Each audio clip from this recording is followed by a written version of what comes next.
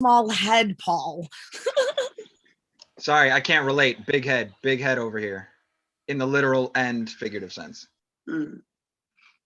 So Jody just joined us. Oh, Michael Sindler is wearing we consider like a baseball tee. I like that. Yes, I'm big into baseball, so I notice things like that. So shout out to our friend across the border, Jody Ortega. I love to remind people that there is a border north of us. Mary Blenderman joining us. Uh-oh, we better be on point, Paul. We got some talent who's coming. Mary Blenderman too. And then Trisha's here, and Trisha knows her stuff. So she's not just gonna be a student, but she's gonna be like, are they getting this right? Did they really do their homework? So happy to have Trisha here. Jody said good morning. It's 11 a.m. Jody's on the west coast of North America, up in Canada. So happy to have Jody here. And then Lynn Lane is here. Lynn Lane has too much talent to be coming to a workshop that I'm running, man. What is Lynn Lane doing here? That is awesome. So everyone here knows who Lynn Lane is. Everyone here knows who everyone is. Ooh, Luciana is coming in now. Luciana is coming in. Oh, snap. Look at Luciana. First time I think I've seen Luciana during the day. That is fantastic. Oh, snap. We just made, Luciana, you're gonna have to write. If you want to write in Portuguese, though, you totally can. You're gonna have to maybe you'll have to translate just a little bit, but I am all for people writing in a language other than English. So who else do we have? Oh, we got Nick Paleologos, the Rage Rock God, our cult leader. Sarah is here, Sarah Erin. Spicy but mushy. That's how she describes her poetry. Spicy but mushy. So we're definitely gonna have room for that. Also, we are streaming live right now on Facebook. Sorry about all those on Facebook and YouTube. Let me get this up here so that you can see the number and get an idea of what we are doing. So the New Eurekan Poets Cafe is gonna start doing monthly workshop series, or they're looking to test it out.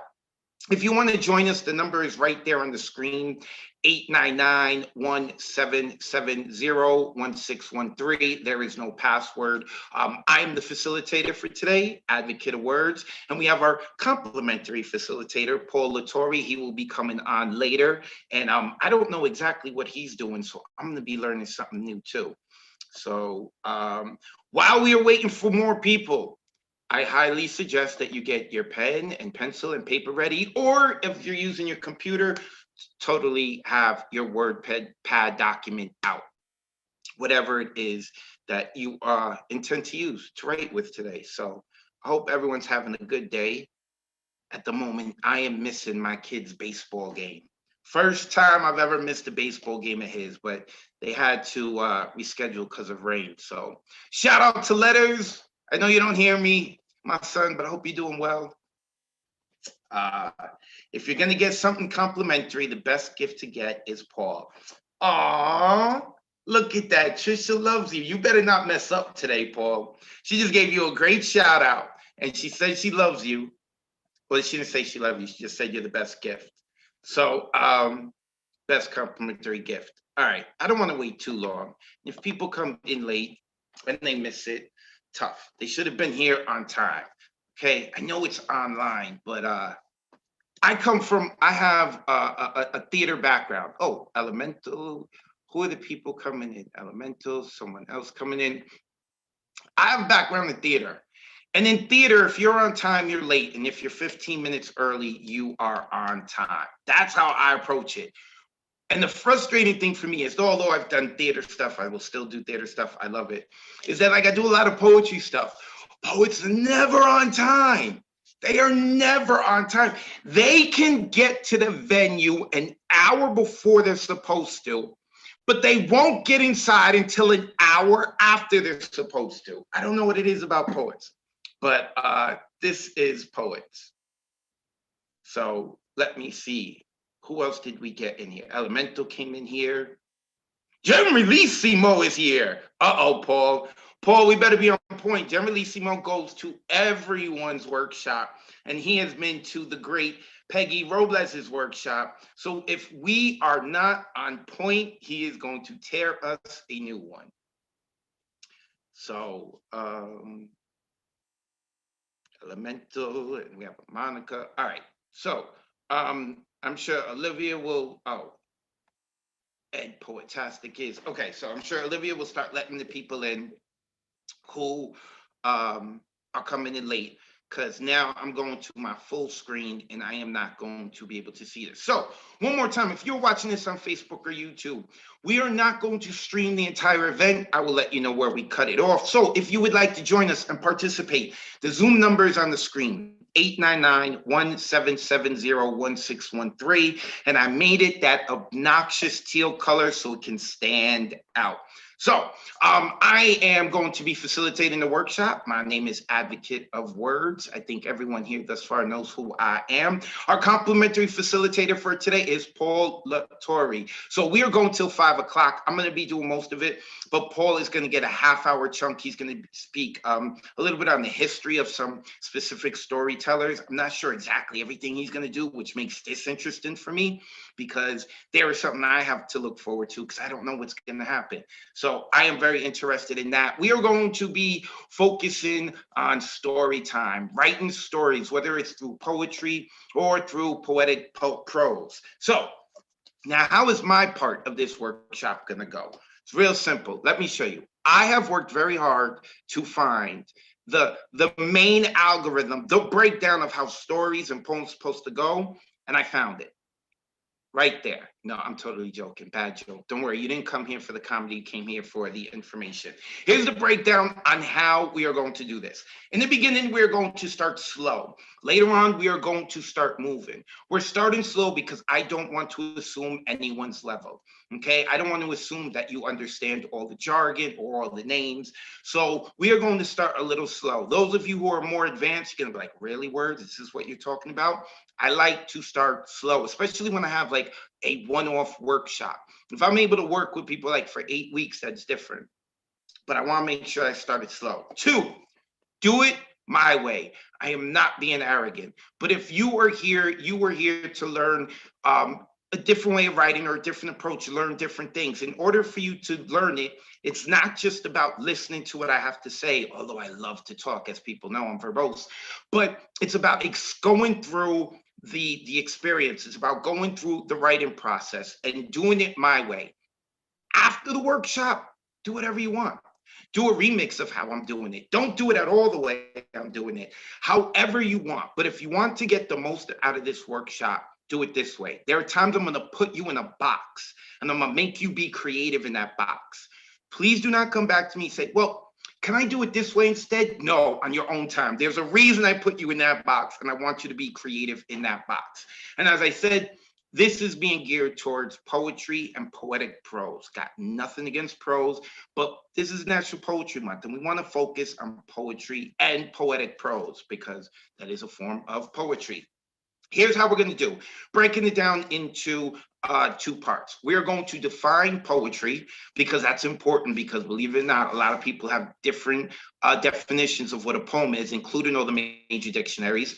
We're going to break down narrative structures. Ooh, I like that. We're going to break down some organizational structure. I think that's probably where we're going to get into things most people haven't heard about unless they've dived really deep. Then we're going to do a writing warm-up.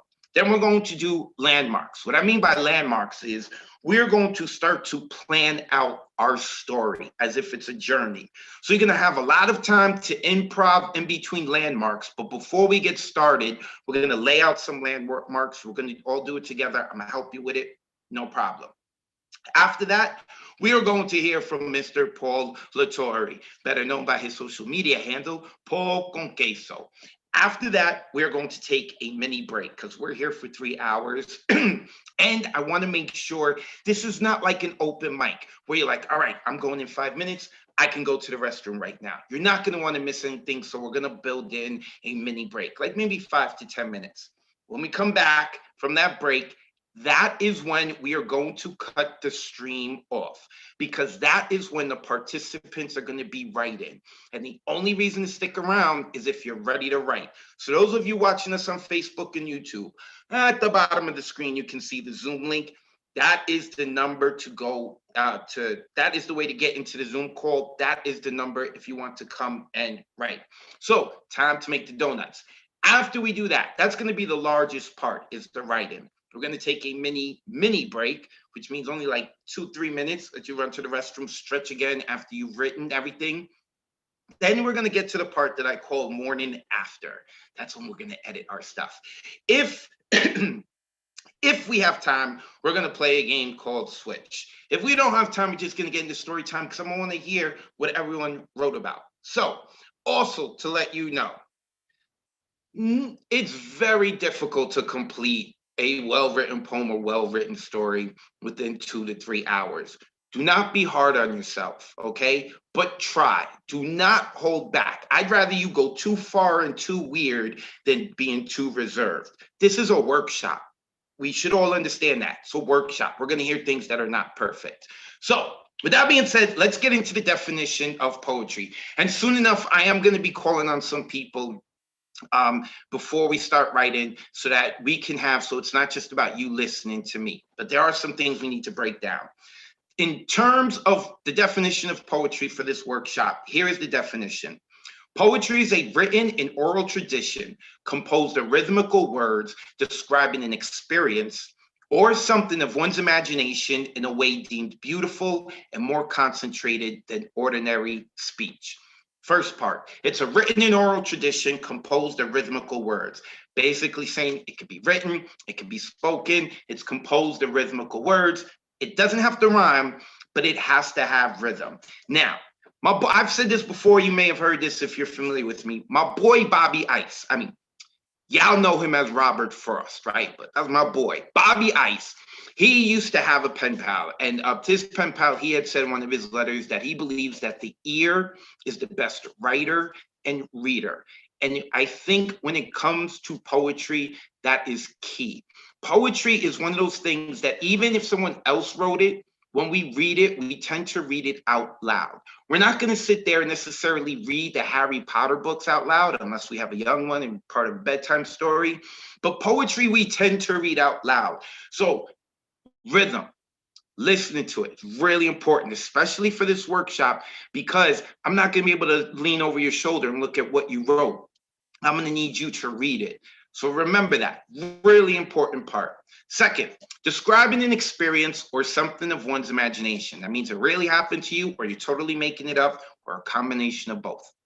Real simple. Next part, more concentrated than ordinary speech. When you were given prose, the way I'm talking right now, you could be as verbose as if you want, you could be as long-winded as you want, all of that. But when we're writing poetry, we're supposed to have like this compact punch. All right, we're supposed to say a lot with very little. I'm sure a lot of people know about that. It's like a diamond. A diamond has like a mountain of coal and so much pressure is put into it and it becomes a diamond, and it's like this little diamond. That's what it is. Those of you who may be into sports like boxing, they talk about a compact punch. You don't want to be wild. You want to be straight and to the point, waste no energy. Every line counts in poetry. Then the part I skipped, in a way deemed beautiful. This is where the definition of poetry gets kind of sketchy, because now we're talking about like a part of poetry, a part of the definition of poetry is subjective, okay? Personally, I am not a fan of Gertrude Stein's poetry. Her prose, like it. Her poetry, I'm not a fan of. But her poetry is celebrated in academia. Many people who are into poetry really like her. I personally don't. But yeah, she's still poetic. Okay, you know, it's like all deemed beautiful. When I talk about like hip hop, I talk about like, this is the definition of like what a hip hop song is, a hip hop verse is. The only reason is people don't, you know, there's certain people who don't like it, and that's why I say it's not poetic. So just to let you know, poetry's definition is a little funny. Okay, Breaking down a story. This is real easy. We know it has a beginning, a middle, and an end. If you want to get funky with it, you could switch it up. You could tell the middle first, then the beginning, then the end. You could tell the end first, then the beginning, and the middle last. Whatever it is you want. For the sake of today, we are going to do the traditional way. First thing, we're going to write the beginning, second, the middle, third, the end. Okay? All of this right now, everyone should more or less understand and know, right? Like there's nothing too far out there. Now we're going to go just a little deeper. Carl Jung was a Swiss psychiatrist and psychoanalyst who founded analytical psychology. Why are we talking about Carl Jung? We get archetypes from this man, and his man's work heavily influenced the work we're going to be talking about. He heavily influenced Joseph Campbell. Joseph Campbell was an American professor of literature at Sarah Lawrence College, which is awesome college for writing, by the way. I've gotten to perform there twice. I haven't been there in a while. Who worked in comparative mythology and comparative religion. The reason we are going to, where I mentioned Joseph Campbell, so that you can, go do your research if you want afterwards, is because a lot of what we're going to be talking about is based around this thing called the hero's journey. Oh, and I found the hero's journey like a mini nuclear explosion happened in me, okay? Now, because we're not writing a novel, I'm just going to show you real quick what the hero's journey is, right? It's about it's supposed to be like how mythologies are told and how like the breakdown of it is. So we begin, 1, ordinary world. We're introduced to the world. 2, there's a call to adventure. They're calling them to action. 3, there's a refusal of the call. The hero says, no, I can't do it. 4, they meet a mentor, someone who could break. This is sounds so much like Star Wars too. So many mythologies are like this. 5, they're crossing the threshold. Now they're leaving their world, going into the special world. 6, they have their tests, their allies, their enemies. 7, they approach the innermost cave. 8, now they're in the middle of the cave, and this is the big ordeal, the climax. 9, reward, sizing the sword. Our hero has won, and now they have all this new power. 10, the road back. Now the road back to the ordinary world. We had our experience in the special world. We're coming in here. There's a resurrection. 11, a resurrection of sorts, maybe a resurrection of hope, like, oh my God, we did it, we survived. 12, return with the elixir, with the magic elixir, like, see, I did it, look at me, yay. And returns comes to the very top, to the very beginning where we started, back to the ordinary world, even if the ordinary world looks a little different. That's the novels, way more to it than I just mentioned, but I want to break this down into poetry, right? So again, there are many different ways to do what I'm about to do, but this is the way we're going to do it for this workshop today. Now, cut into 2 halves. The first half up here is the in, the interior. This is our in into whatever story you are going to tell us. Even if our in is coming into a chaotic part, that is our entrance into your story. In a chaotic part, that is the in. The second half down here, that is the external, outside of our intro point where we started, wherever you brought us in. That's why we have here introduction. And we're going to go over introduction, like the who, like we want to know, like, who is it? What are they doing? Where are they doing? And also in your introduction, something that's not talked about a lot, we should be able to figure out what genre you're writing. Even if you're writing a poem, all right, you're writing a narrative poem, okay, and it is nonfiction, right? We should still know what genre it is. What are we being set up for? Where are we? Are we in Japan? Are we in Canada? Are we in the Bronx? Like, what's the culture? We should get that introduction. What we're building up towards is the point where we're going to start getting a little more intense. So let's say we are doing a love story. The introduction is to the person. Woe is me. I wish I had someone who is a Yankee fan and I love them. Then we start to bring the intensity. Oh my God, I see this person wearing this Yankee hat. Maybe I could really like them. Da-da-da. All of this is building up. How can I get them to like me? All of this is building up to the apex or the ordeal. They like me. I got laid. Woo! Oh man, they don't like me. They're married. They're this. They're that. Whatever it is. The heart crushing though, right?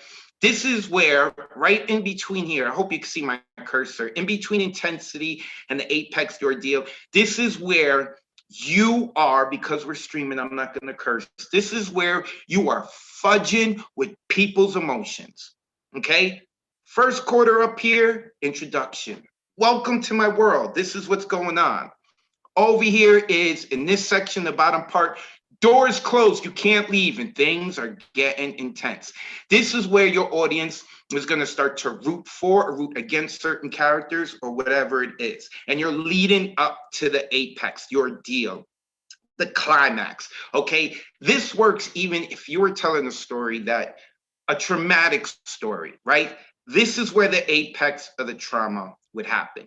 We wouldn't, here's the introduction of the person, who they were before being victimized. Here is the intensity. They're starting to get closer to the danger. The bad guy's getting closer. So however you flip it, no matter what topic you're approaching from, it doesn't always have to be like, this is the good person and the protagonist wins. It doesn't always have to be like that. This could fit into all the narratives. Then after the apex is the immediate fallout. Right? Like, is the person gaining something? Are they losing something? They've gone through this change. There's this realization of stuff. I'm going to get deeper into that as well. And then they get to the point where they start to return home, or they're entering a new space. Maybe they're going to a new home, or maybe you have a character story where they're going into a new headspace. So space in this sense does not necessarily have to be a physical place, okay? It could be a mental space, an emotional space, okay? And then last, we're going back to the intro. We're going back to where we started. So if we did a love poem, a love story, over here in the first quadrant, right between the introduction and intensity, is like, woe is me, I need someone, I'm lonely. So then on this side, we would say, woe is no longer me, I got someone, things are great. When writing a narrative story, symmetry is very, very, very important. It's like rhythm. This is when you look at all the great stories told that are remembered, that are organically remembered, the things that people are the most drawn to, they are symmetrical. What's introduced over here is closed over here. What's introduced over here, with near that, like the arrow in the bottom right, is closed over here. And I'm gonna get even deeper into that. Before I begin, because I cannot see anyone, is there anyone who has any questions? Is there anyone who that's been confused? Is there anything I said that is confusing? No one in the chat. I don't see something. Wait, Michael, I think you sent me a direct message, but I didn't see it because I had my thing open. So you may have to send it again, because I made my screen wide and I can't see messages. All right, I think everyone's following. I'm gonna give a chance soon. I'm going to talk with all of you. Soon we're going to hear from you. So this is going to be like the kind of macro structure. This is where we're gonna lay our landmarks, all right? And in between is where you get to improv, all right? So with that being said, let's talk about mice. Now, this is organizational structures, organizational theory, as they say. We're going to talk about mice, and of course, it is an acronym for milieu. I can never say that word right, man. Shouldn't have put it in this workshop, but it is what it is. Inquiry, character, and event. When you are telling a story, your story can be either has all four of these elements or it could be broken down into one of these elements, all right? And we are going to get into that. First, the event. Maybe the main part of your story is an event story. You're talking about an event like World War II. So we start off with our base. Normally, we have a nice, peaceful world, or things are tranquil, or like there's a homeostasis there, right? We start off with our base. Then there's the disruption, the action, something is changing. This is what's happening. Like an event is like an action story. And then the story ends that it's a new base. You know, you're going back to a new homeostasis. Now you're better prepared. Independence Day. The aliens came down. They ruined our Independence Day on July 4th. We fought them. We beat them. And now we have a life after aliens. And what does that look like? Okay. Then we have the character story. I'm hesitant to use the word angst because there's so many different ways that you can start with a character. When you're telling the story, but a lot of times it started like with a character who, you know, is kind of broken and needs fixing. But you can also tell it the other way around, like where you a character that didn't need fixing, they went through something and now they've been left broken. So starting off in the beginning with the character, intro to the character, usually it's angst, not always. Then they go through a transformative emotions, experiences, whatever it is, things that they're being challenged with. Their ideas are being challenged. Some things they're realizing they're right. Some things they're realizing they're wrong. And at the end, there is the relief. Oh, I had angst. I went through things. Oh, and now I'm relieved. Or what I like to say is, because I am vicious with my characters, there's the should have listened to your gut. You know that angst in the beginning? Well, instead of it being relieved, it came back to bite you in the butt and you were right and it was a premonition and you should have listened to it. Not all endings have to be happy endings, okay? I like happy endings, but not all of them have to. I am a vicious God when I am writing. Inquiry, real easy. Basically, start with a question. Do the research, you end up getting an answer, or you get better questions at the end. A good way is like murder mysteries. Those are like inquiry stories, right? Like that's the basis of inquiry. Who killed who? Let's do the research, investigate people, and then we get our answer. You can also do an inquiry like with, a love story, the question, am I worth being loved? Then you go into all these dates, finding out if you are. And in the end, maybe you find the right person, you got the answer. I'm worth being loved. Or maybe you find out that you're not, and then you got problems and you shouldn't be taking this workshop. You should be seeing a psychoanalyst. Moving forward, now we're going into milieu, which I hate the fact that I can't say it right. I have a speech impediment. I have to work on it all the time. Basically, what it means is social environment. That's all it is, the social environment. You start at home, then you move into a new space, a foreign space, and then you either return home or you return to a new home. Okay, real easy stuff. You could talk about it like it doesn't, when I say home, it doesn't always have to be like a physical space. So like if you're writing a poem that has a narrative story about social change, you know, you talk about what was the status quo, you moved into a new space, and what is the new status quo, right? Like did the fight for social change happen? Was it as much as you wanted? Was it less than what you wanted or the people wanted? Whatever it is. So now, all of this, those of you who have ever done coding, you are going to be very familiar with this. And I hope all of you are getting ready to speak, because I'm going to start talking and calling on some of you to do like a quick exercise, not writing exercise, we're going to have a discussion. So C means character, I for inquiry, M for milieu, and E for event. These on the left-hand side, these are called open brackets. Right? In coding, it means this is the beginning of when you want your code to begin and do whatever funky thing it wants. For us, this is the opening of the character, the introduction to the character. The I, the introduction to the inquiry, we pose an inquiry, a question. M, the introduction to the social environment, milieu, the event, the opening of the event, the introduction to the event that's happening. Then when we close it, the proper way to do it, and I'm gonna get more into that, is you close the event first. If the event is mentioned last in your introduction, in the beginning of your story, it is closed first. The event comes to an end before anything else. Then the milieu changes. Then it's like the social environment changes, or it improves. It's just different from before. It's either physically in a different space, or it's in the same space, but it has a different environment. It is grown for the better or the worst. Then, because the second thing we brought up was the inquiry, what is the question of the story? That's the second to last thing we close. And the last thing we close, all of this is symmetry, is the character. We opened up with the character, we closed with the character.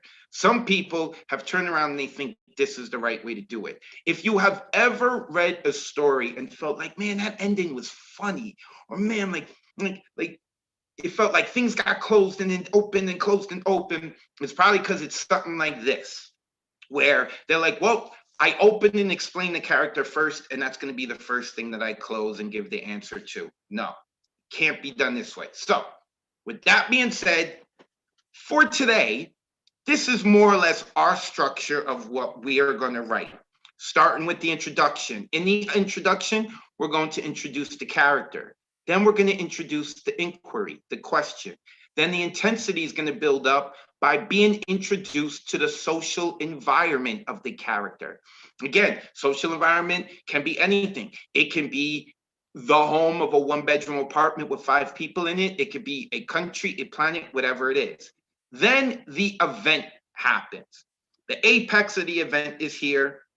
The event is over. It's closed. We beat the aliens. Woohoo! We got the person we were in love with. Woohoo! Or again, on the flip side, the bad guy won. Now this person has to deal with the bad guy won and whatever trauma they have to deal with. Then we close up the social environment. That's what is going to come next. How has the social environment changed? What's different about the surroundings now that the character is in? Again, whether that's the location or headspace, the emotion.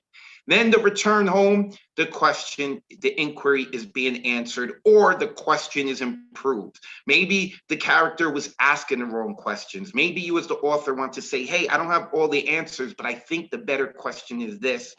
And then upon being home and reaching home, we conclude with the character. How has the character changed? What good way have they changed? What bad way have they changed? One of the things you need to make sure that whether you're telling a true or false story or a fictional story, beware of creating a character that is a Mary Sue or a Gary Stu. If you not have heard that, it basically means that you have written a character that is perfect and doing everything right. If your protagonist is doing that, people are going to get bored. They want to see the flaws that the character has. They want to see the character change. People will go to the movies because they see all the big explosions. But if they really like the movie and want to talk about it, it's the story that's going to capture them. It's the characters. How has the character changed, for better or for worse? That's what we need to do. So let me see. Nope, that was too soon. Let me see who we have here that I could pick on first. Oh, we got some more people who came in here. You know, I'm gonna pick on her, Trisha, because I know Trisha is so awesome. I'm gonna try to unmute Trisha. Yes, Trisha. Hi, Trisha. How are you?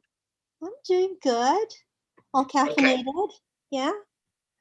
Okay. Awesome. So, real quick, we're just gonna lay out some landmarks. All right. An introduction. Me and you are going to lay out landmarks for a story right now. Maybe we'll bring in another person, okay? But this is what we're going to do right now. So we need an introduction to a character. Give me a character, whether they're real or fake, but one of your own making. Just like give me a little bit of a background on a character. Make anyone up on the spot. Somebody on the spot.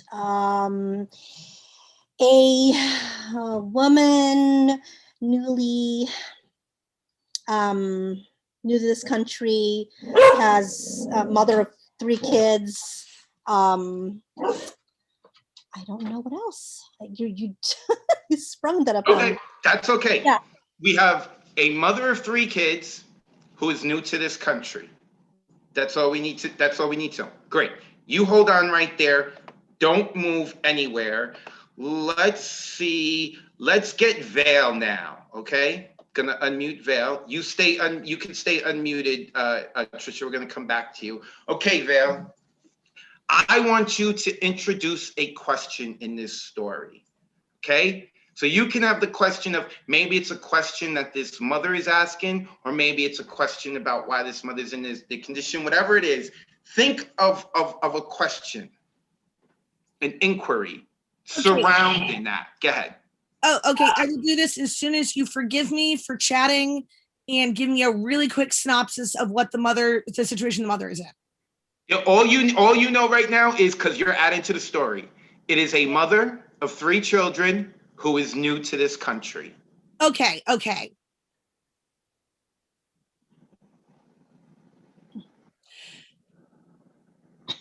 He finds out that the house that they've moved into has a secret room in the basement and she's not sure what it's for. Oh, this is great.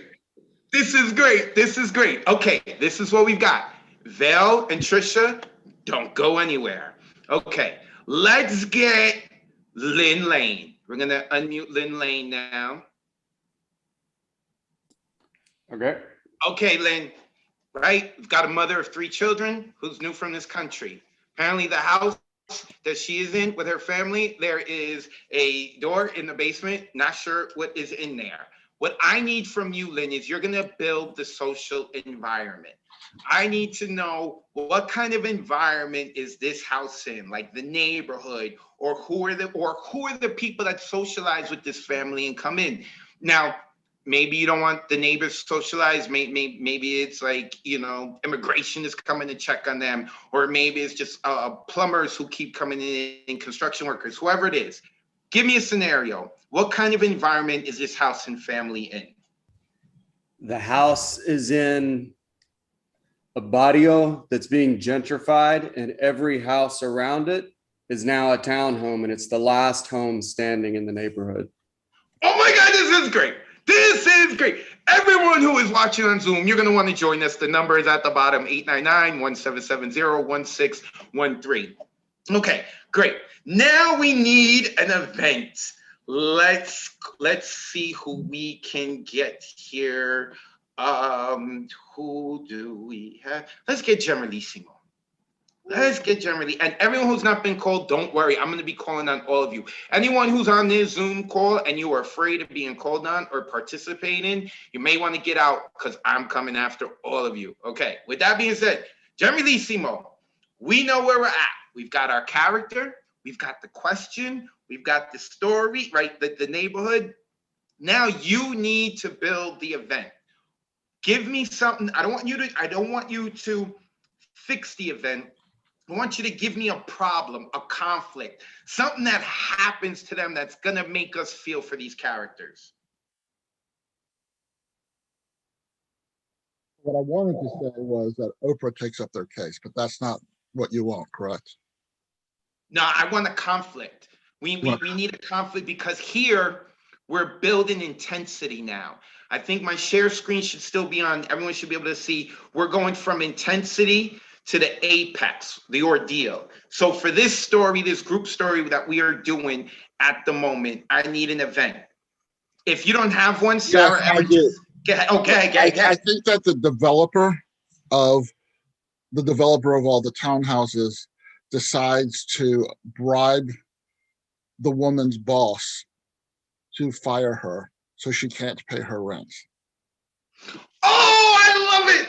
I love it. The plot thickens. Okay, so here we go. Real quick, we're going to remind it. And mind you, folks, we're just giving landmarks. We haven't gotten into the nitty gritty where the fun starts, but like this is fun itself. We have a character, a woman, 3 children, new to this country. There is something, in the basement, right? A locked door they can't get into, and it's bothering her. It's on her mind. She wants to know what's going on. The environment she is not very friendly to her. She is the last house that's standing in the original neighborhood before gentrification. They want her out. The event is the developer's like, you're not going to get out and make life hard for you. I'm going to go and talk to your boss, pat his pocket a little bit, and try to get you fired so you can't pay the bills. And then I could go to the court and get you kicked out. Great. We have this event. Now we have to close the event. So Generalissimo, now we're coming back to you. Now I need you to tell me how does this event end? You get to decide. Does this end well for her? Does this end badly for her? What happens when the boss does this? What's the next step?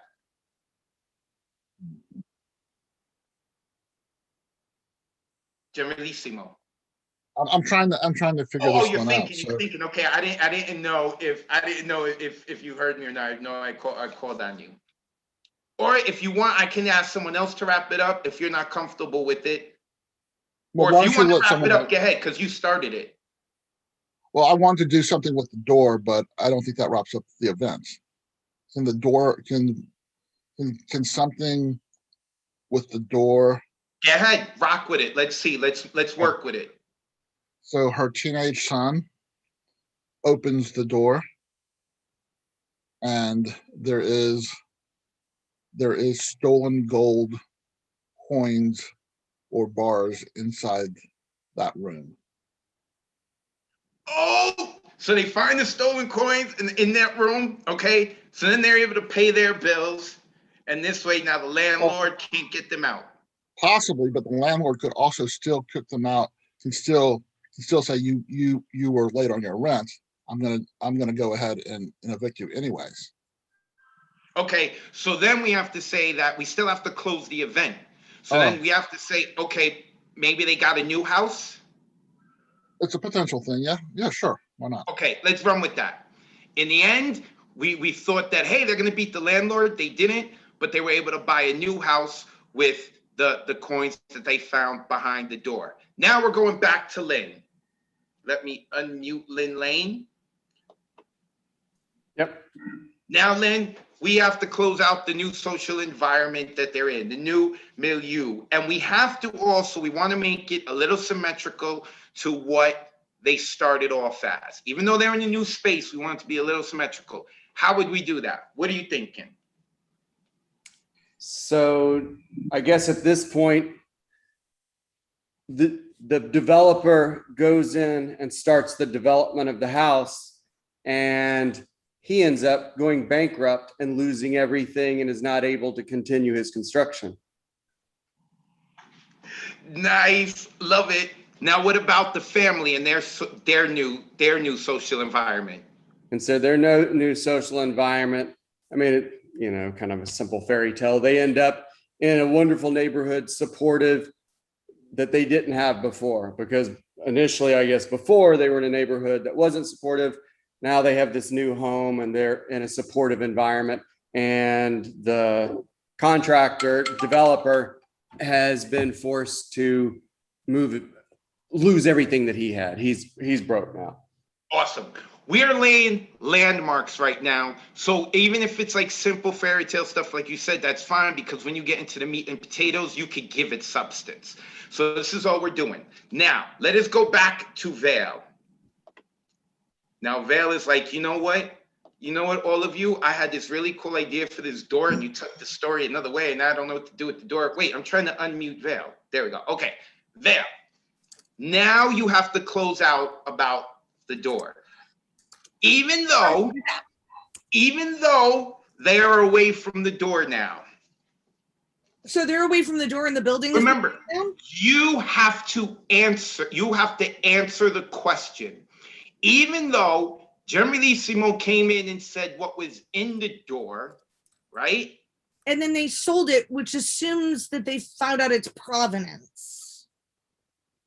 Say it again. If they sold it, they would have had to find out its provenance too. So you've answered all the questions about the gold. So you want me to just answer questions about the door itself?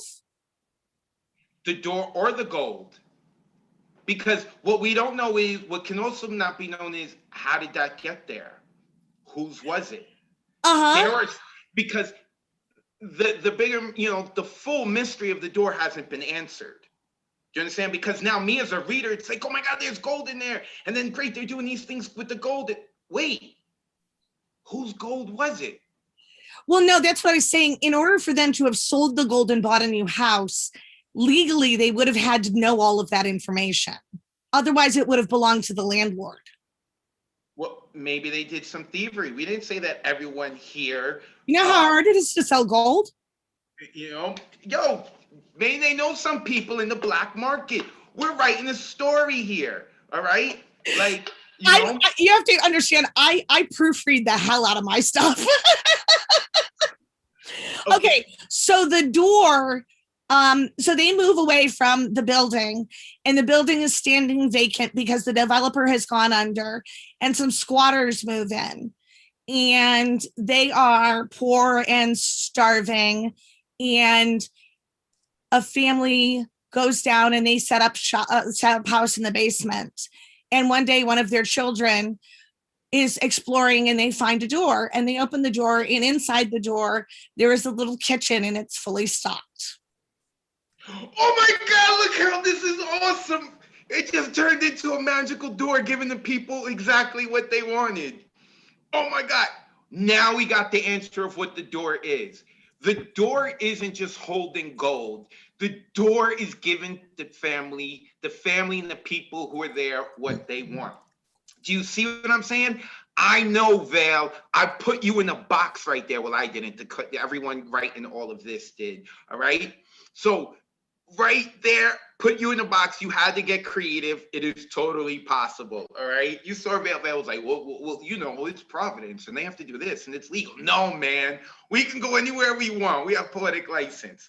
Last but not least, now we are going back to Trisha. Where is Trisha? Let me unmute Trisha.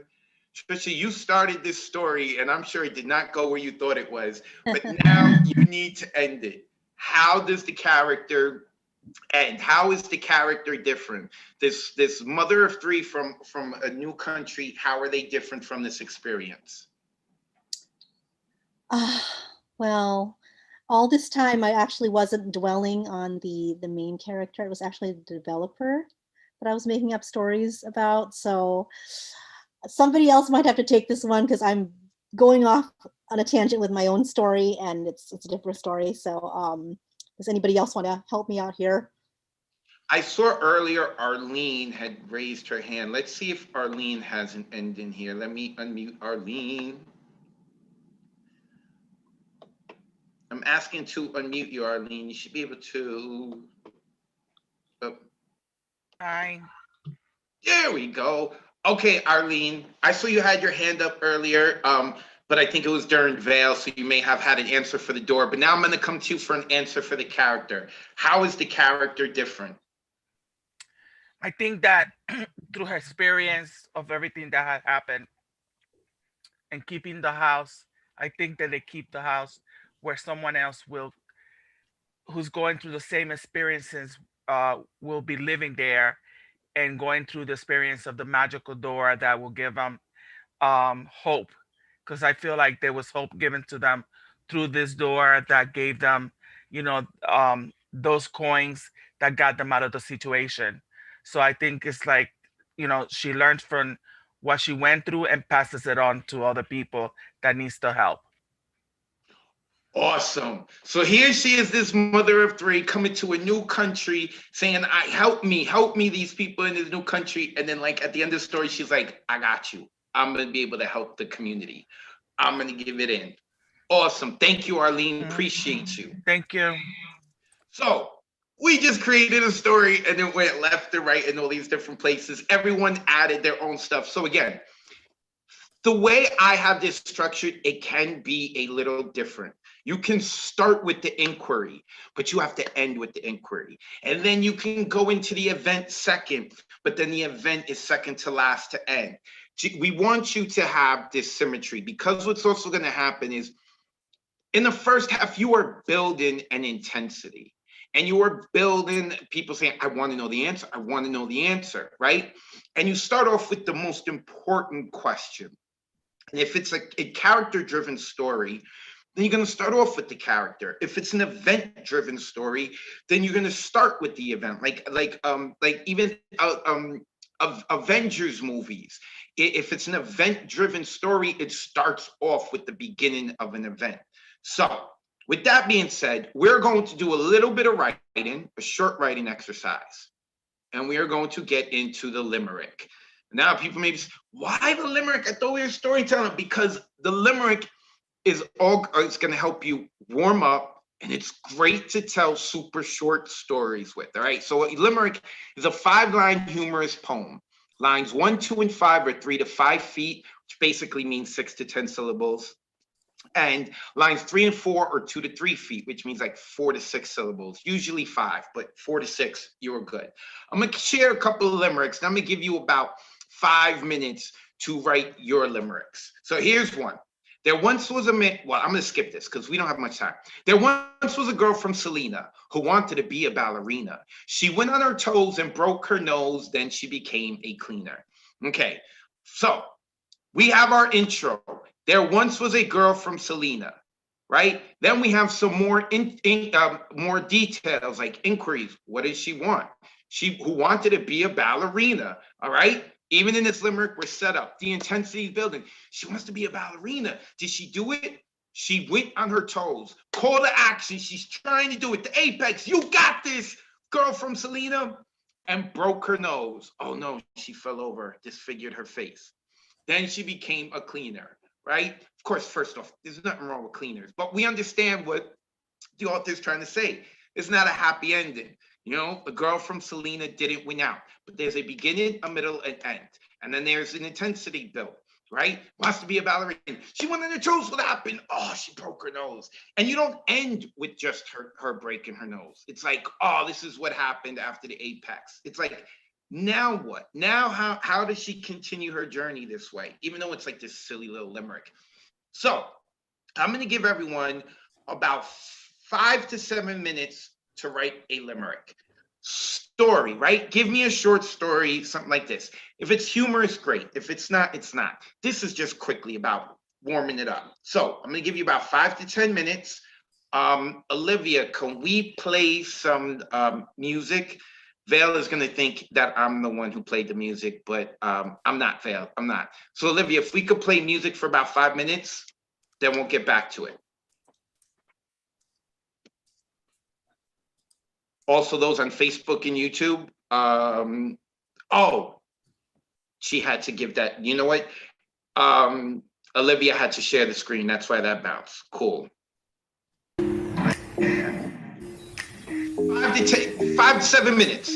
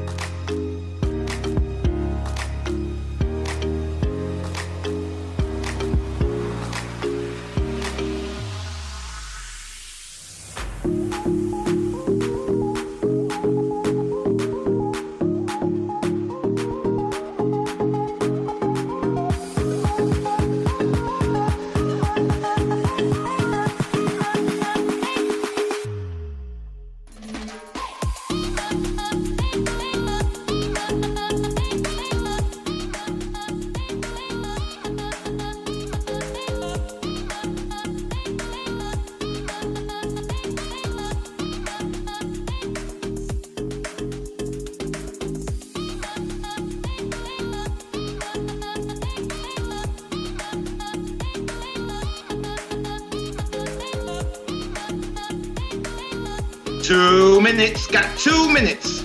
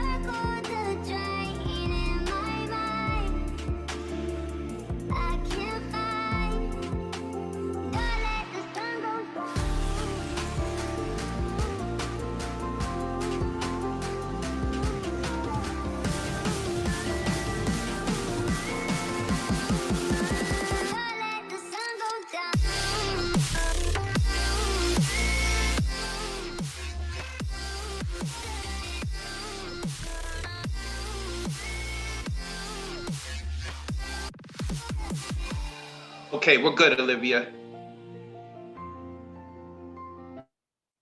Thank you. Shout out to Olivia, who plays the harp or goes scuba diving. I always say that. All right. So we should have limericks. Who would like to share limericks? Let me know. Let me know. Come on. Don't be shy. Nick Paleologos raised his hand, our cult leader. Let me unmute him. Okay, Nick, floor is yours. This is what I came up with. Once there was Nicolas Cage, who was caught in a fit of rage, swinging his fists at bees, screaming like a group of banshees. Should have walked away like a sage. There we go. You had a beginning, the middle, and end, and that was a character story. He learned to have just walked away. I love it. I love it. Listen, folks, when you write, you need to write drunk, as they say, right? You need to write without any fear, and I love it because if you want, you could go back and edit it. But the weird stuff is great. Thank you, Nick. That was awesome. And then Nick's like, well, I'm not sure. Yeah, that was great. Okay, Irene is next, and then we'll get to Ed Poetastic, and then we can move on. Go ahead, Irene. The floor is yours. I don't know if anybody else having this trouble. This is hard as heck. Oh, shit. Okay, this is mine. The lady on the second floor couldn't pry open her door. She called for her neighbor who could do nothing but shame her. So now she won't call him no more. There we go. Is that good? Oh, I love it. Listen, also the thing about limericks is that they're supposed to be considered like nonsensical poems, but they make sense. Are you kidding me, Irene? That hit it on the money right there. Okay. I love it. I love Thank it. you. Thank you. That was great. That's Irene. See, this is why I like limericks, because they like kind of ask you and force you to be a little silly. And I don't want you to feel inhibited, right? Art, we want to create safe spaces for art, but creating art is not always necessarily safe. But limericks can be. It can be a little funky and wackadoodle, and it works. I love it. I think Nick and Irene hit it out the park. Mr. Ed Poetastic, I'm trying to unmute you because it is your turn. And then we'll get to Generalissimo and Sarah, and then we really got to move on. We really got to move on. But I saw Generalissimo and Sarah raise their hand. Go ahead, Ed. Let's hear it. Sure, no problem.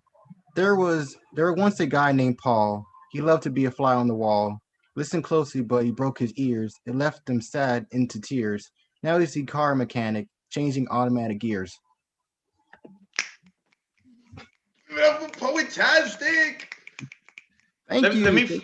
Let me find out that the next time I'm stuck on the side of a highway, I'm gonna have to call Paul con queso. Is that what we're talking about? Thank you, sir. Ed Poetastic. I want to make sure we get to hear other people too. All right, let's go with Generalissimo and then Sarah Erin. And then we're going to actually hear from the real man, Paul con queso. Oh, Paul LaTorre. Sorry, he's Professor Paul LaTorre today. Go ahead, Generalissimo. There once was a dog with no teeth who couldn't enjoy bones or eat meat. He went on an adventure and stole his owner's dentures, then ate a steak like a happy thief. I love it. I love it. Generalissimo, thank you, brother. I love it. I love it. Oh my God, stole the dentures. All right, we're 4 for 4. The pressure is on Sarah. Sarah, we're 4 for 4. The pressure is on you. Bring us home. Go ahead. Mine is super depressing, so I'm sorry. I couldn't. It's totally okay, and this will work too because I want people to see like there are so many different ways you can take this. I'm going to put you guys in a box. Some of the boxes are bigger. Okay, so and do me a favor. Never apologize for using poetic license. All right. Please don't ever do it to anyone. This goes to everyone. So Sarah, you got poetic license. Flip it how you want. Let's hear it. All right. It's sad. All right. Holding you is my death sentence. Your marriage is the gun to my head. I'm begging you to shoot, but there are no bullets. So I watch him hold you. Give it up for Sarah. Now, technically, a limerick is supposed to rhyme, but I'm okay with what you did because, like, I wanted it like a short gut punch. I wanted people to tell a full story, but like almost like a flash story, and that's what we did. And that right there tells me so much. You said so much without saying a lot in that. So, and I'm also, I guess I may be a little biased too, because I've been working on the Monday night online open mic highlights, and I took what your poem where you had mentioned that you had I took clips from you with one, I think it was the poem you did on the 1-year anniversary, where you had mentioned that, and you in the dictionary and not getting what you wanted. So nonetheless, awesome. Sarah, Erin, I'm sure we're going to be hearing from Sarah later on as well. Okay, so here we go.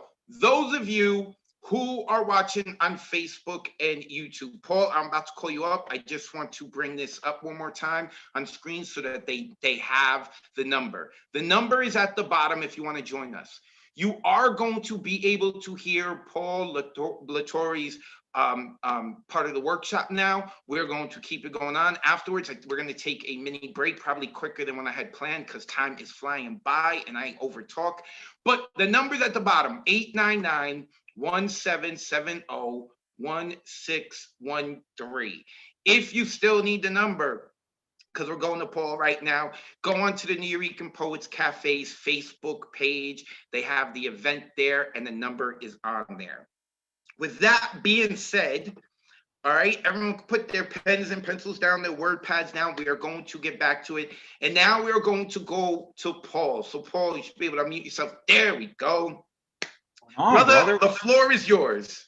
Yeah, so earlier we were talking and Advocate was like, I'm going to throw it from the man with the best beard in the room to the man with the second most glorious beard. So I will gladly take the silver in this instance, maybe even the bronze to Nick, I'm not sure. But how's everybody feeling? I want y'all to think of a word that we are all feeling today. I want everybody to think of a word because I'm going to unmute all of us for like 10 seconds and we could just shout out a cacophony of those words. And I want to hear snippets of how all of y'all are feeling. And I want to hear your beautiful voices. So think of a word for about like 10 seconds. How are we feeling this day?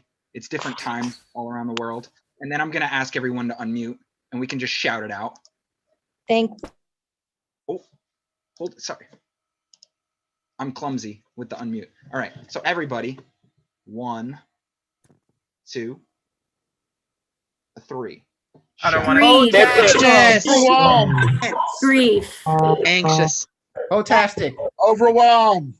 Angry. I don't want to die. Enlightened. Frenzy. Anxious. Enlightened. Tense. Connected. I don't want to die. Oh man. I love that. So thank y'all. I appreciate y'all. Okay, so I was tasked today with being the supplementary host, and I'm teaching a historical crash course, right? So I was tasked with this, and it got me thinking, who are some of my favorite narrative, poetic storytellers? And it was just way too much, y'all. Like, can y'all think of some of your favorite storytellers? Like, drop them in the chat. Who are some of your favorite poet storytellers or people who dabble in multiple mediums? Like, I love Sandra Cisneros, author of House on Mango Street. She's written some of my favorite poetry also, but like I couldn't find narrative poems of her. So I was like, can't be Sandra, right? I really love Amiri Baraka, one of my favorite playwrights, one of my favorite authors of all times. I'm from Newark. Amiri is from Newark. So, but he wrote a lot of plays. He wrote Slave Ship, the slave play, right? So once again, not poems. It was such a challenge. Julia de Burgos, yeah, Emily Dickinson, Pablo Neruda, also a great storyteller, right? Edgar Allan Poe, a great storyteller. Oh, Woody Allen, that triggers me. Sorry. Anyway, we're gonna all right, let me see some other names. Yevgeny Yevchenko, yep. Mary Blenderman, I love it. Yeah, musicians count. Shel Silverstein counts. Any kind of storyteller, really. Advocate with the Harlan Ellison, August Wilson, yes, 2 Trains Running, or just all of his plays. Anyway, I'm getting off task here. So I was tasked with choosing somebody, and when I think of stories and I think of poetry, I think of human stories that need to be told, and I usually go off of prompts anyway. When somebody gives me a prompt, like for Napomo, I'm like, okay, I see what you're doing there, but I'm going to do something a bit left. So what I did today was a little bit left. I'm not taking the conventional ideas of storytelling. I'm more or less thinking about how do we tell stories of humanity? How do we tell other stories in our own words? How do we become vessels for marginalized voices? How do we become vessels and tell stories that are necessary, but these people don't always have the platform, the way to, yeah, La Bruja, Carita la Luz. We got Generalismo shouting her out. We got Matthew Marquin's dad shouted out in the chat. Yes, oral stories, absolutely. Oral storytelling is such a necessary tradition, and all poetry came from oral storytelling, right? When we're thinking about, you know, the Greeks who told it prior to putting it down on stone. I promise I'm getting to my presentation, y'all. So I have chosen somebody who's impacted me as a storyteller, is Martin Espada. And usually for a history lesson, folks will do one on you know, dead dudes, right? If any of you know Martin Espada, he is alive still, right? He is very, very active still in the New York City and Boston poetry scene. And yeah, sorry, I have a dialogue going at the bottom if anybody wants to read the transcript of my text. So I chose Martin Espada because when I was a budding poet just discovering my wings and my voice, I saw him read at the Dodge Poetry Festival in 2010. And one of his poems just moved me because it was telling a very human story. And it showed me that, like, I have my own stories to tell. Yes, we all write and are vessels for our own trauma, our own grief, as some of y'all have expressed we're feeling today, right? These things that are going on in the world, sometimes just our own insular story is worth telling, but we want to tell the larger story, the story of our people, of our culture, of those suffering, right? Of groups that we don't necessarily belong to, but we feel and we empathize with. And that's something I think that when I think of a storyteller and somebody that, like, I model my own practices of storytelling after, I think of Martin Espada. So I'm going to teach you all a little bit of history today about him. We're going to read a few of his pieces. I'm going to ask folks to volunteer. So at various points, if you want to jump in and be our orator, our narrator, our translator for a poem, please do just raise your hand, whether literally or in the Zoom thingy. Paul, yes. I don't mean to cut you off, Paul, but you're doing well. I just want you to do me a favor, though, okay? Yep. I want you to choose people that have been quiet and who have not been picked on just yet. Oh, yeah. All right, that's all. Everything else is beautiful. I'm sorry to interrupt you. Just want to make sure that don't be afraid everybody's to be represented. I mean, yeah, if we're talking a story of marginalized voices, we want to hear those who are less apt to speak up. Yeah. So Martin Espada, right? I promise y'all, at some point, my PowerPoint is going to cooperate. So Martin Espada was born in 1957. He is a poet. He is an essayist. He is a translator, talking about storytellers. He is an essay writer, an editor. He's dedicated a lot of his life to social justice, something that I know a lot of folks in this room and on this Zoom call are passionate about, right? And telling necessary stories of marginalized voices. Maybe that's because he started off as a lawyer, right? One of the major themes throughout his work is fighting for human rights and reclaiming histories. So a lot of his poems celebrate and lament the working class or the immigrant experience. He writes to highlight the lives and struggles of human beings versus structures of power. He gives voice to powerlessness, poverty, otherness, diaspora, and in work that is captivating and heartbreaking, right? It's not all sad. He has humor too, right? He's the author of over a dozen collections of poetry, several books of essays. He is the official translator of Puerto Rican poet Clemente Soto Velez and the editor of influential anthologies like El Coro and poetry like Bread. He was born in Brooklyn, y'all. So you know, BK. Anybody from BK? No, you could just throw it in the chat if you want to represent. He was born in BK in 1957, and he gives credit to his father as the greatest influence in his life. His father was a documentarian photographer, a community organizer, a civil rights activist, and he created the Puerto Rican Diaspora Documentary Project. So you could see this was kind of in his DNA coding, and it was his nurture as well as his nature, right?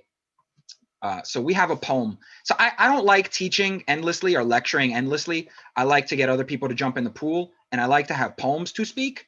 That's like I use hella models, right? So does anybody want to be a model reader who maybe hasn't unmuted and gotten to jump in on a limerick or the storytelling portion yet? Does somebody want to be a reader for this piece?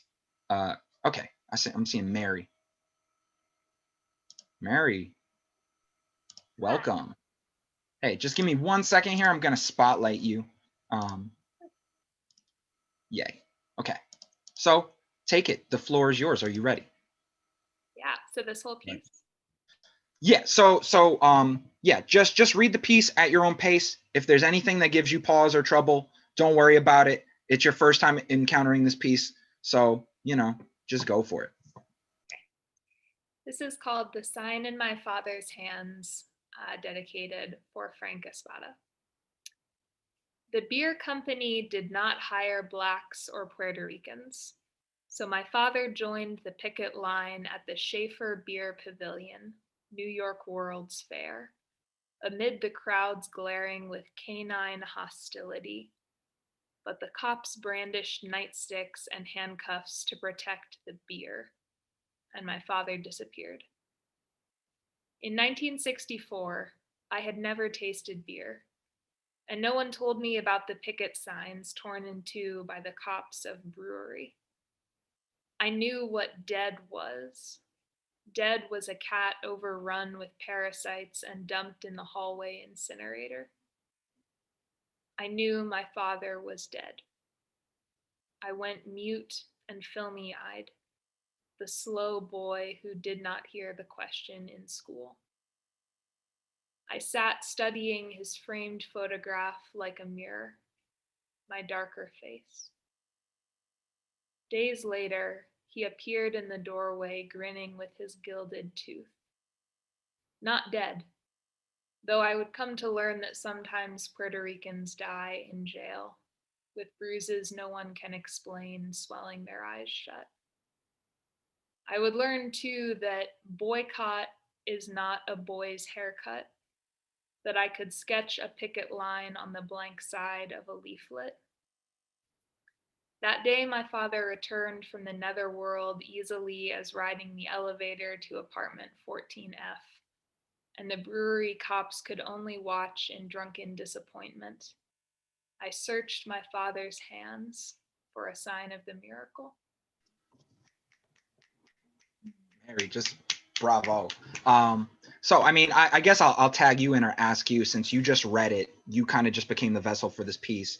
What about this piece speaks to you or stands out to you? Was there any line that grabbed you? I think the first line that really stood out was, or two lines was, but the cops brandish nightsticks and handcuffs to protect the beer. Yeah. So protection of property over humanity.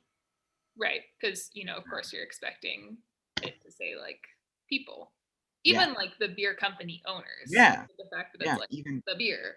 Yeah. Even those who own the brewery, right? Like protecting the CEO. But yeah, it's like, no, they value objects above these lives, right? Thank you so much for volunteering to read, Mary. I really appreciate it. That was gorgeous. Would somebody else like to speak on this piece, what they got from it? Any of the line, you can throw lines that really stood out to you in the chat, or you can just use the Zoom function and raise your hand if you want to speak your piece real quick. I'm not going to linger on all these poems. I just want to give you, these are kind of like walking through the poet's life and narrative history. So this is a younger Martinez. He's speaking on himself as a child, right? I'm gonna get to you, brother Elemental. Spit your piece. Peace. Conquesto advocate to everyone here. Peace and blessings to everyone. For me, it's really a beautiful piece of struggle, but it's just when he said, amid the crowds glaring with canine hostility, but the cops brandished nightsticks. Like, come on, like it doesn't really even matter what you're there for or the reason. You know what I mean? It's still seen as this enemy almost. You know what I mean? When people are trying to express themselves, you just see it as an issue, as a problem. You know what I mean? And this is how you react to it. right? Beyond all of this, we're talking about people's lives here, people's futures, and this is how you react to it. So I love seeing that and then not being completely overbearing in the poem, but it slips in there so comfortably and just to give you a glimpse of what it really is going on. I love that. This subtle understanding, the understanding of a child, right? So like capturing voice in a narrative poem is also so important, because that line, like, I would learn too that boycott is not a boy's haircut, right? It's our misunderstandings around etymology, around adult things, right? Themes that are adult, and they go over our head when we're younger. But when we're put into the fire of, oh, dad hasn't come home, we need to understand the adult world, right?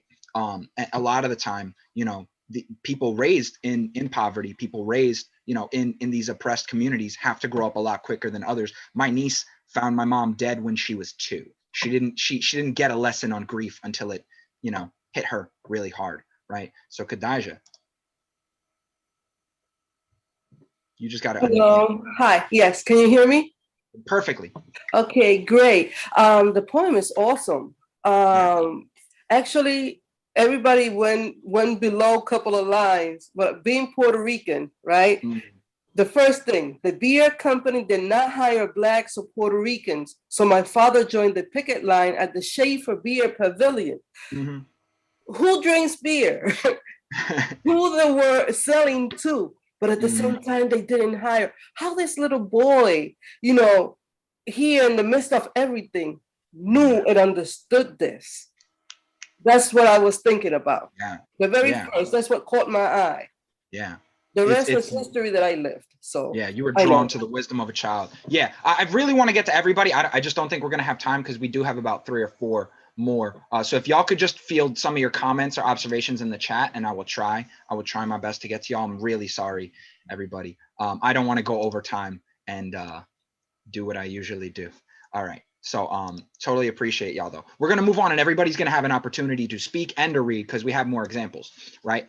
All right, so let me scroll out a bit. And also I am definitely going to zoom in on each poem as we're reading. So thank y'all for letting me know that it was a little bit difficult to read. So continuing, this is Martin as a young boy, right? And this has a lot of quotes from his contemporaries, a lot of, you know, the practicing living poets that look at Martin Espada's work. And if y'all have never encountered his work, I do encourage you to seek it out beyond the stuff that you read here today.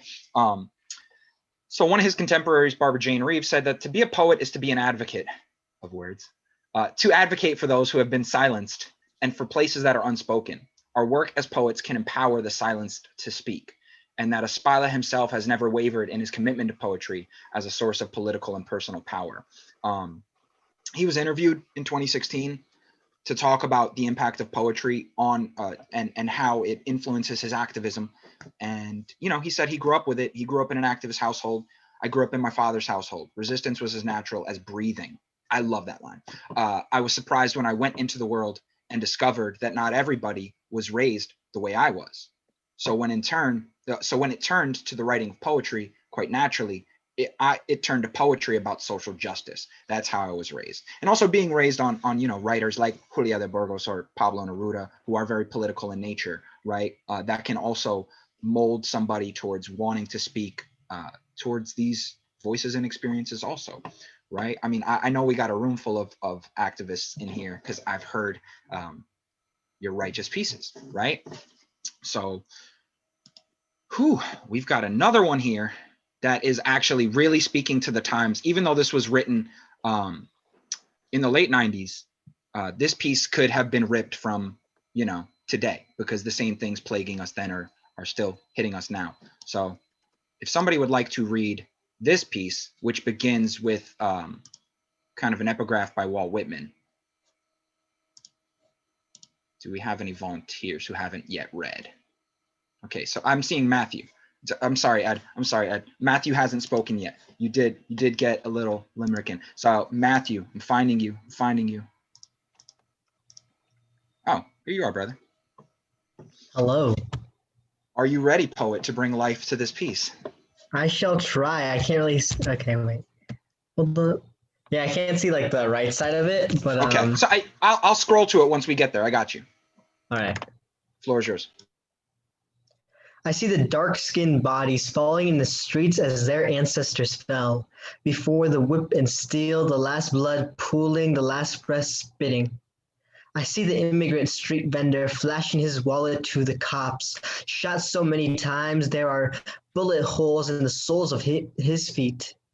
I see the deaf wood carver and his pocket knife crossing the street in front of a cop who yells, then fires. I see drug raid, the wrong door kicked in, the minister's heart seizing up. I see the man hawking a fistful of cigarettes, the cop's chokehold that makes his wheezing lungs stop wheezing forever. I'm in the crowd. At the window, kneeling beside the body left on the asphalt for hours, covered in a sheet. I see the suicides, the conga player handcuffed for drumming on the subway, hanged in the jail cell with his hands cuffed behind him, the suspect leaking blood from his chest in the backseat of the squad car, the 300-pound boy.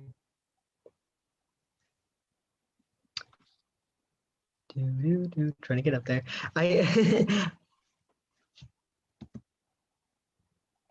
Set to stampede barehanded into the bullets drilling his forehead. I see the coroner nodding. The words he types in his report burrowing into the skin like more bullets. I see the government investigation stacking. Words buzzing on the page, then suffocating as bees suffocate in a jar. I see the next black man fleeing as a fugitive slave once fled the slave catcher, shot in the back for a broken tail light. I see the cop handcuff the corpse.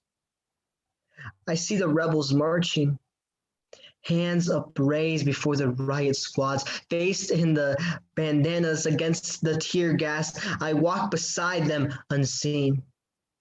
I see the poets who will write the songs of insurrection.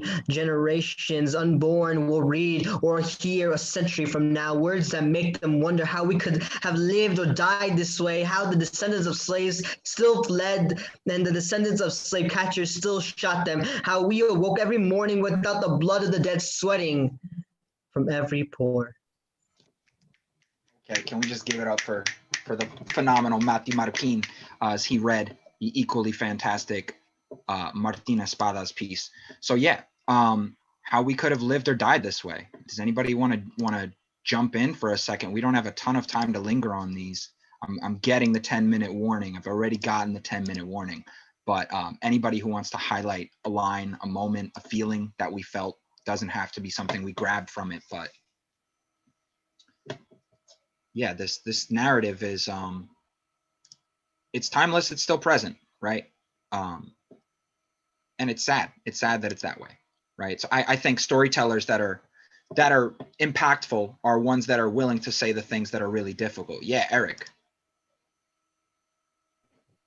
Just one quick thing. Yeah, sure.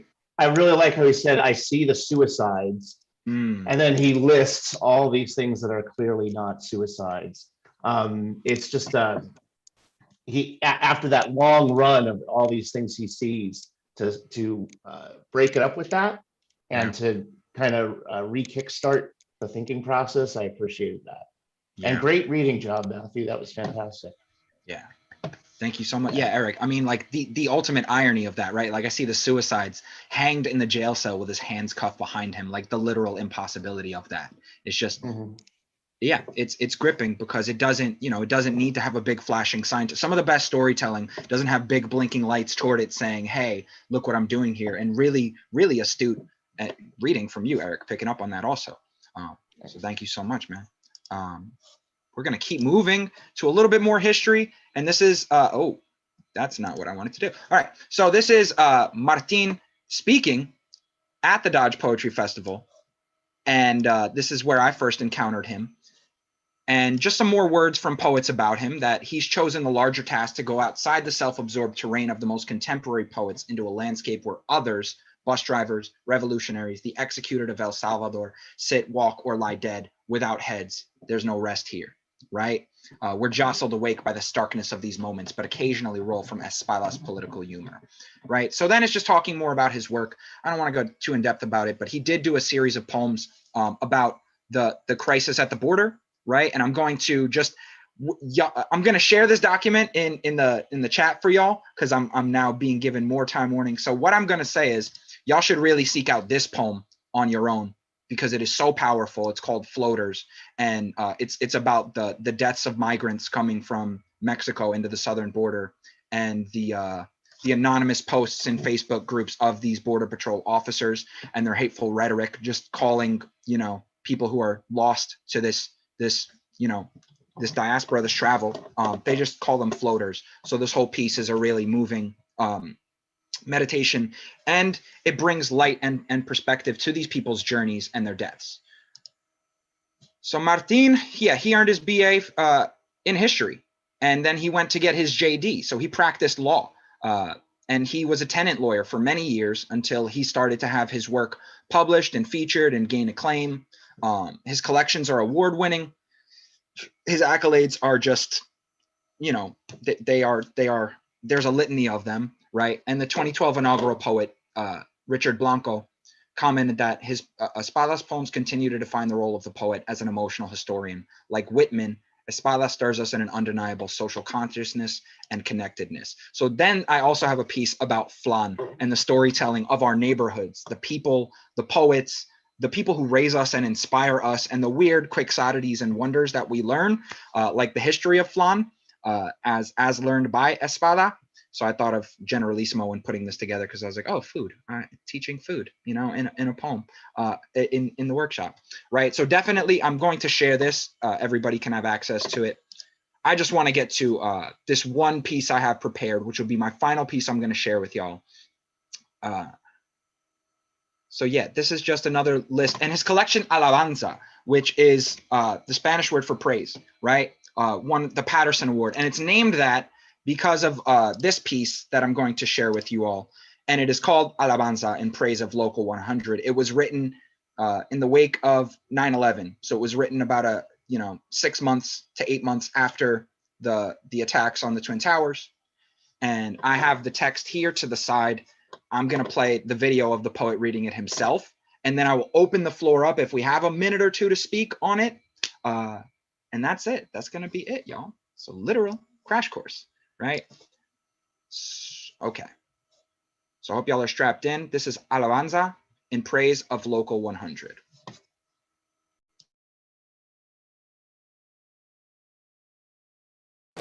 The Rosenberg case has inspired hundreds of post 9/11 world.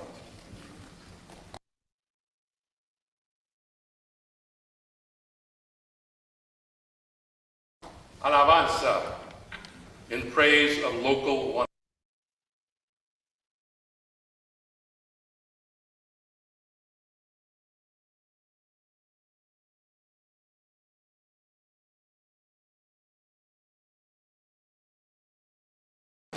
The Rosenberg, never has that artistic imagination been more important than in our post 9/11 world. Alabanza in praise of local 100 for the 43 members of hotel employees and restaurant employees, local 100, working at the Windows on the World restaurant, who lost their lives in the attack on the World Trade Center. Alabanza! Praise the cook with a shaven head and a tattoo on his shoulder that said, Oye, a blue-eyed Puerto Rican with people from Fajardo, the harbor of pirates centuries ago. Praise the lighthouse in Fajardo, candle glimmering white to worship the dark saint of the sea, Alabanza. Praise the cook's yellow pirate's cap, worn in the name of Roberto Clemente, his plane that flamed into the ocean loaded with cans for Nicaragua, for all the mouths chewing the ash of earthquakes, Alabanza.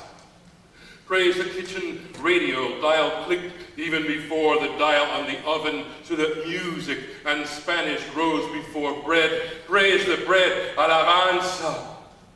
Praise Manhattan from 107 flights up, like Atlantis glimpsed through the windows of an ancient aquarium. Praise the great windows where immigrants from the kitchen could squint and almost see their world. Hear the chant of nations: Ecuador, Mexico, República Dominicana, Haiti, Yemen, Ghana, Bangladesh, alabanza. Praise the kitchen in the morning where the gas burned blue on every stove and exhaust fans fired their diminutive propellers, hands cracked eggs with quick thumbs or sliced open cartons to build an altar of cans, alabanza.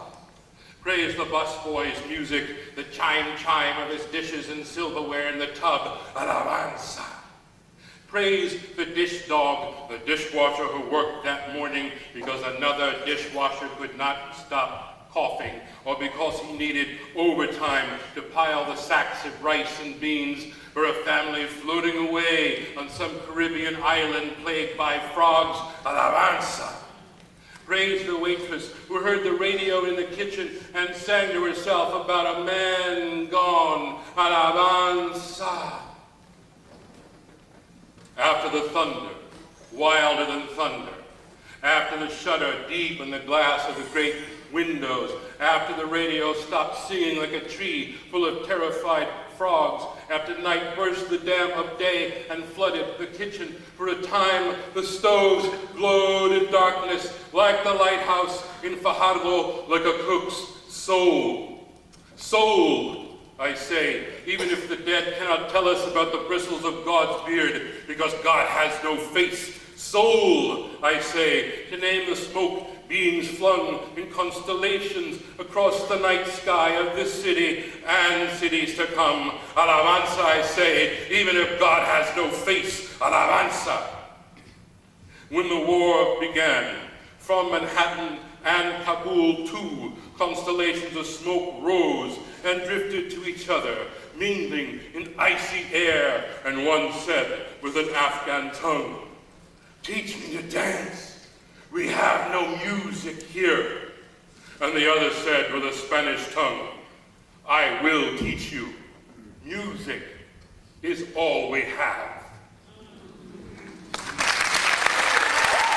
Okay, so just showing y'all the power, the potency of telling these stories, because these individuals who are lost on 9/11, this is about the restaurant, Windows of the World, and the workers, many of them immigrants who worked, you know, in these kitchens as busboys, as bus staff, you know, that were lost that day, and their heroism is not looked upon or you know, recognized as much, right? And so many of our essential workers throughout this entire pandemic are often overlooked for their sacrifice, many of them losing their lives, right? So poetry is an essential thing.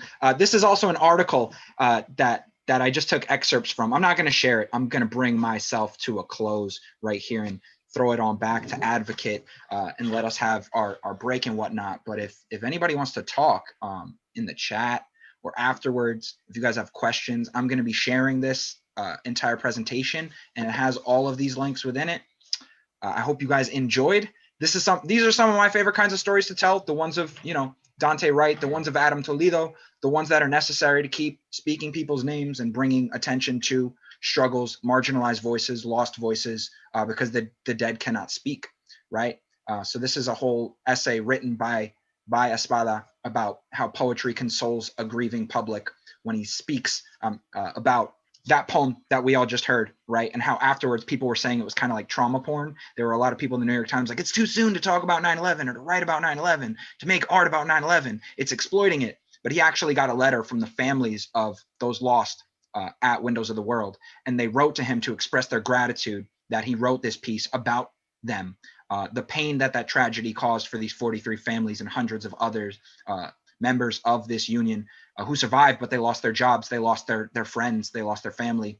But this flood of caring, solidarity, and donations that came also as a result of this piece, right?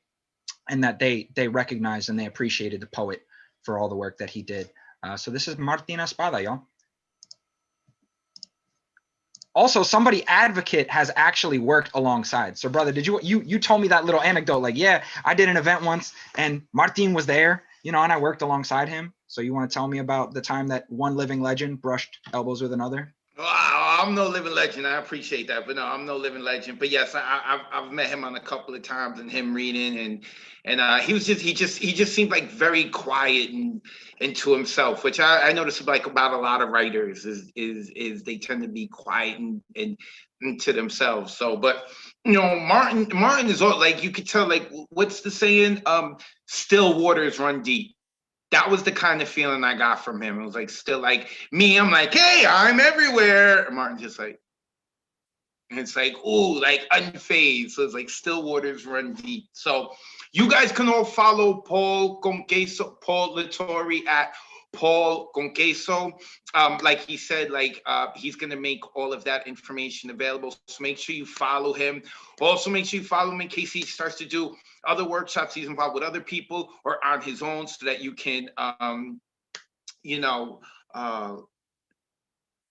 okay, so sorry, I'm getting side messages. So so if he's hosting other workshops that you want to follow him, work with him, all that stuff, make sure you follow him at Paul con queso. So this is what we're gonna do. I'm gonna give everyone like a 5-minute break if you need to use the restroom or anything. While we're doing that, for those who don't want to break and want to keep going, this is what we're going to do. I'm gonna have you marking out your landmarks. But if people want to take a break, I'm going to give, like I said, about a 5-minute break. But if there's anyone here who doesn't want to take a break and they have a question or they have a concern or an inquiry, let me know. And what I really enjoy too about like especially that first poem of his is that you saw like the symmetry. The ending and the beginning were the same. The symmetry, that stuff is so important in storytelling. Let me tell you. So if there is anyone you want to hit up in the chat, or you want to raise your virtual hand to speak, you want to add something while we're giving other people a rest, you can. If there's, okay, hold on. Let me see what, because I'm also getting some side messages. Why am I learning more here than in my writing class? I don't know, Matthew. I don't know. You need to take, maybe you need to go to another college, or you need to have your, or you need to have Paul come teach at your college. So I'm trying to multitask here. Let's see.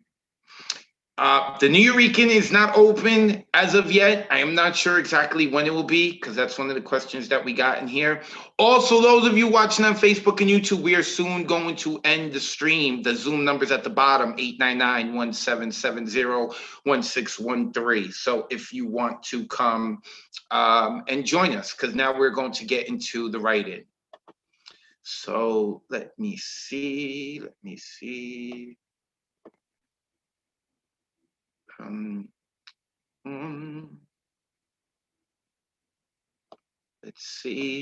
think no. Okay, so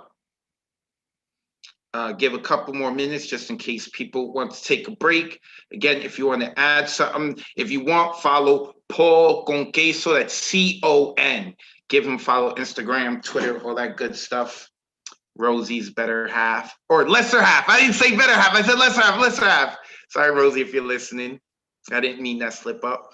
But yes, what we're going to do now is we're going to begin to write our stories the same way that when I start to call on people to write landmarks and stuff like that, we are going to do that. Also, again, a couple more minutes in case people need to take a break. I want to come back.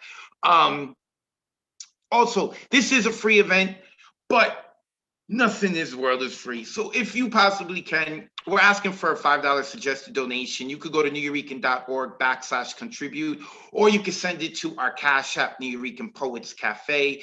Please consider doing so. And if you can't, especially in this pandemic time, totally get it. But if you know some rich friends, holler at them. And if you got social media, please share what the Nuyorican is doing. That can also help too. We get some more eyes on it, and maybe one of those eyes will have a couple of bucks to send, because it's like everyone else was struggling with the pandemic, and we want to be able to still get out content to everyone, even if it's just virtually. So, is it true those stripes in your beard are dyed in by a hairdresser? No, they're not. I have earned these stripes. So, yeah, I've earned these stripes. So, okay.